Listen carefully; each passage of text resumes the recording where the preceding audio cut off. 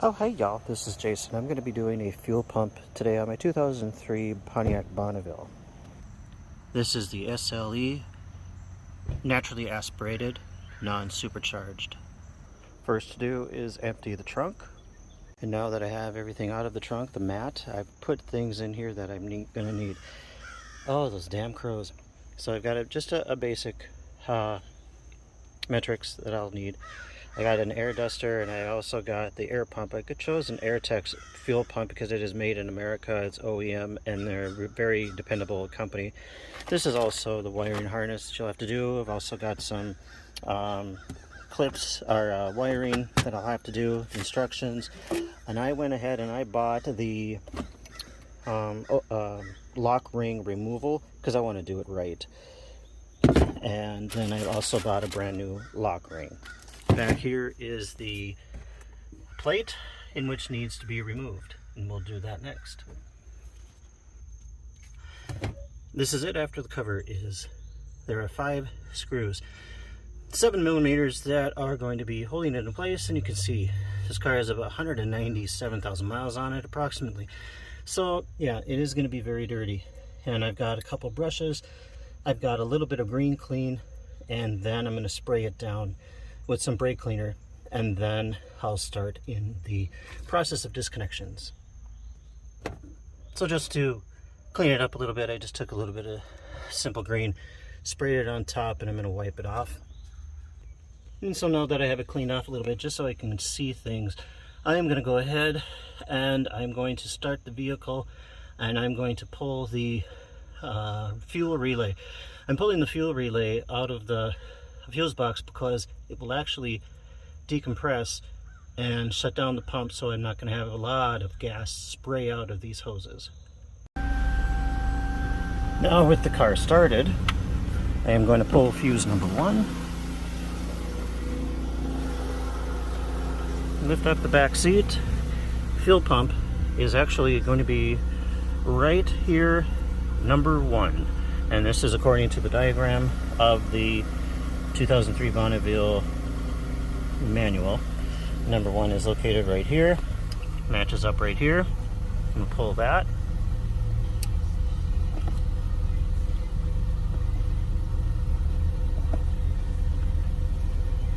And I have to grab a needle nose.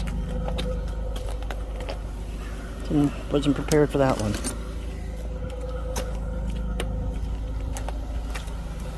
Okay, number 1.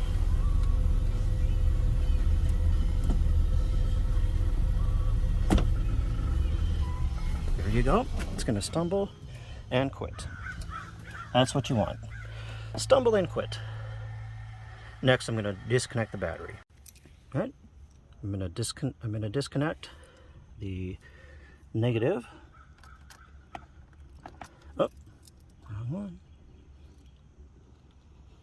Come on, baby.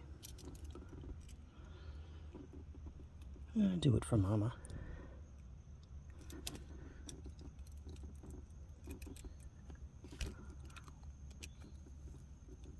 Now you get the right socket. Hold on.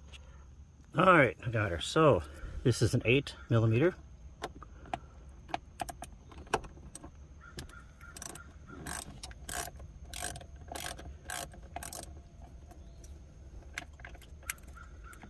There we go. Disconnected. Oop, we're still disconnected. Ha. And this is what the cover is off. This goes on over there. And that's the underside. It has this little foam sealant. What I'll be using is just some brake cleaner to clean up the area over there. I have quick disconnect tools.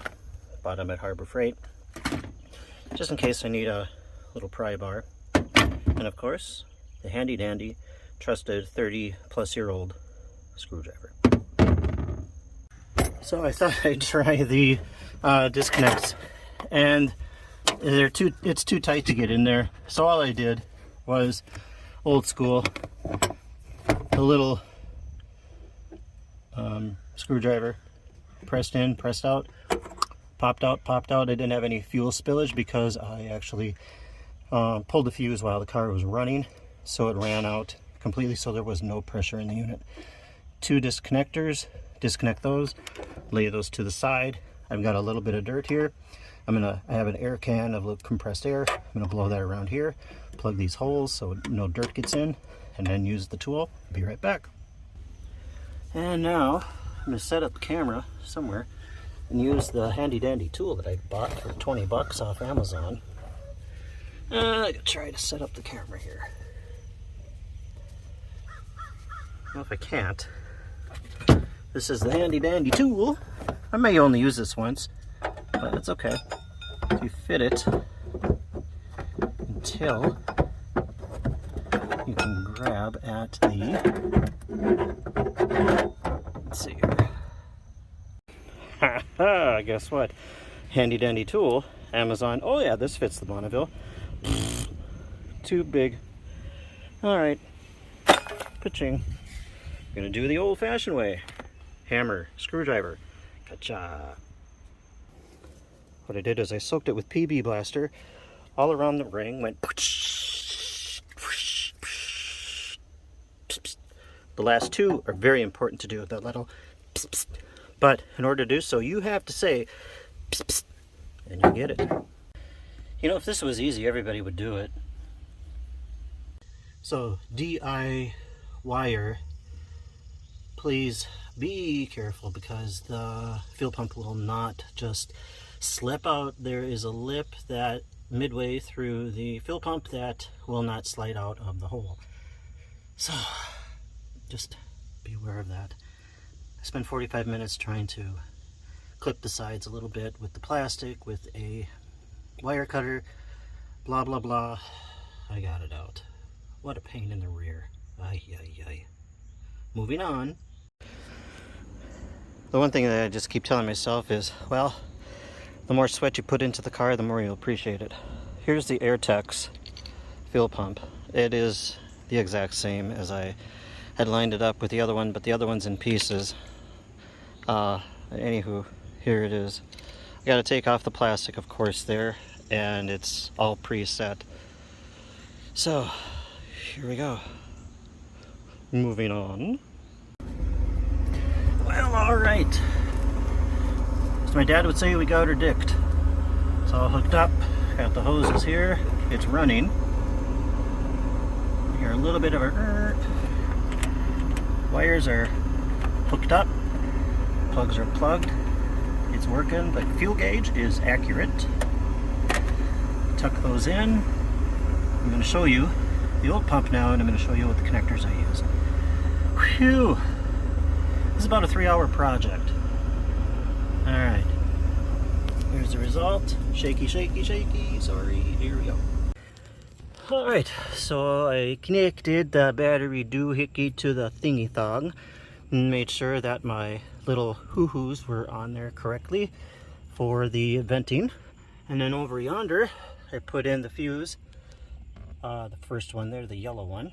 And by God, she works. Oh, and this was the best part of it all. It broke into 2. It was hanging, this bottom part was hanging out by a wire. I took a needle nose vice grip, clapped it on. Now you're gonna look at all of this crap here that I had to do. I had to take a wire cutter, cut around it, and the reason why it wouldn't come out is it is flared. Flares up, and it didn't slip just on out because it caught up on the lip. And holy crap, I took about 45 minutes on this. I was in the trunk, all the way in the trunk, trying to get this damn thing out. Anyway, the spring here was missing for the fuel gauge, for the whatever, so it wouldn't read. So this is the original factory. And you have to rewire this port up here, the plug-in. This is the old style. The Airtex have a style like this with a 4 plug. This over yonder is what I use. I don't like to be used. I do not use this style. I don't use those. I use this connector, and then I use this guy to plug in to here. and I always get a stronger connection, and it's just a crimp on the harness outside. Then I crimped this one attached to the chassis, and then cinched them up, and we're golden. This is the cover plate that goes back on. And of course I always clean up my messes afterwards. It's really a pet peeve of mine when mechanics do not clean up their area. So I cleaned up all of this with a little bit of simple green, and now I'm ready to put everything back together with the carpet and put my supplies back in the trunk. I appreciate you watching this little video on the fuel pump replacement.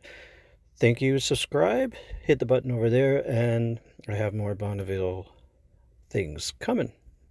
Thanks, guys. And the gals.